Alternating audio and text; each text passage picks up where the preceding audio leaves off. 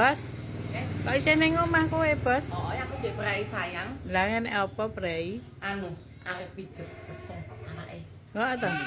Nggih iki anu Bos, enek wong golek iki wong pirang-pirang iki. Lah wis ngomongi prei, wong wis tulis omong prei 2 hari Rebo mbek Kamis prei kok salah sing goleki ya kok. Lah iya to. Padahal kok ada to? Heeh no Bos, enek wong mobile pirang-pirang kok ning Wis tak kono. omongi, mak iki dina iki prei Rebo mbek Kamis tak tulisi sayang kok. Wis tak omongi kan aku mak prei yo nyambut gawe kok.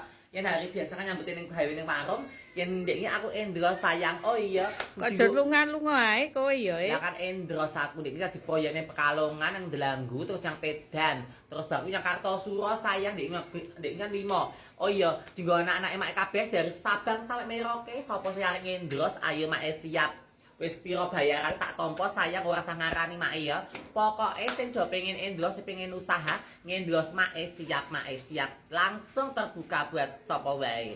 Pokoke mak siap di Endros sing penting amplopane. Ngono ya sayang ya, rasa isen-isen pokoke langsung ngomong mak langsung di emak langsung ngebel mak Endros ya. Siap mak buka Endros sayang saiki ya kok. Sapa sing arep ngendros rasa isen-isen langsung di emak sayang kok ya. Penting mak jemput yen mak kon ngepi dhewe mak ra iso. Heeh ngene sayang ya. Lah kok nek prei ngono kuwi iki ngopo? Ngitung dhuwit apa? Ngitung dhuwit to sayang 3 glangsing urung tak apa 3 glangsing urung tak apa sing urung tak hitung kok. Tak ewang piye, Bos? Rasah ndak pengen mbok nyeler ngendaan.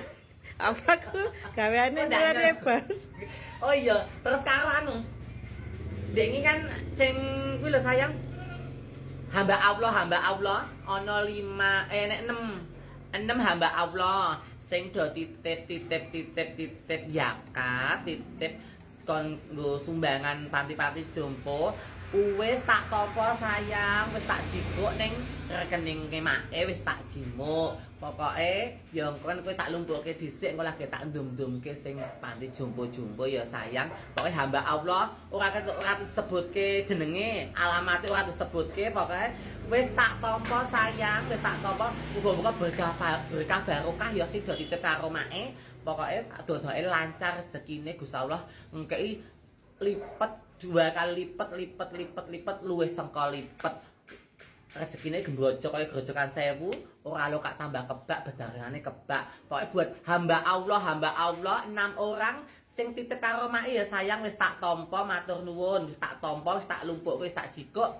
Sesuk karek aku ngendumke tapi ben genep 10 dhisik ya sayang. Yen 10 orang hamba Allah lagi tak ndum-ndumke kabeh ngen rata. Muga-muga berkah barokah sing do titip-titip apa zakat dinggo apa jenenge kuwi lamsiah lewat sengko Mak Karno wis tak tampa sayang. Pokoke sesuk tak amanahke tapi yen genep 10 dhisik ben rata ya sayang. Pokoke muga-muga sing hamba Allah 6 orang muga-muga dijabahi kaya rezeki agung ora lokak tambah kebak. Pokoke rezekine mengalir terus ya sayang ya. Buat siapa saja sing udah nitip yakat-yakat dinggo apa lamsiah pasti jompo mak siap sayang. Pokoke siap tak amanahke. Pokoke sukses selalu berkah barokah.